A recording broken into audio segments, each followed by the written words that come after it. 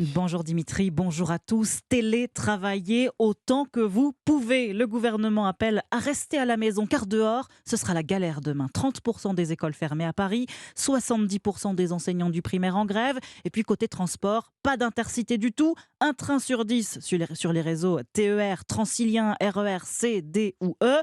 Du côté des TGV, 1 sur 5 sur l'axe atlantique, 1 sur 4 vers l'est.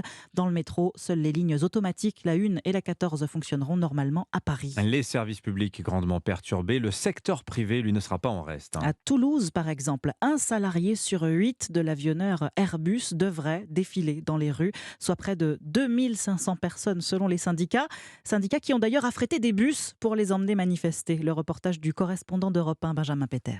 Une participation aussi massive, c'est il y a plus de 10 ans. Quand on en discute avec les salariés sur le terrain, on a vraiment cette sensation que tout le monde se sent touché. Guillaume Bonnet de la CFE-CGC l'assure. Il y aura beaucoup d'Airbusiens dans les rues, alors l'intersyndicale voit grand et affrète 42 bus au départ des différents sites de l'avionneur.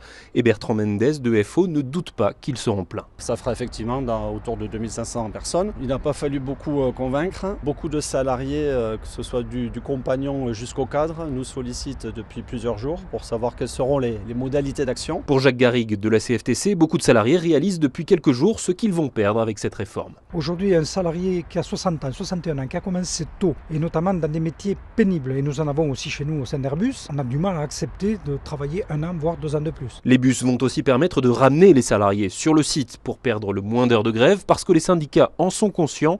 Pour gagner, il faudra maintenir cette mobilisation dans la durée. À Toulouse, Benjamin Péter, Europe 1. Alors,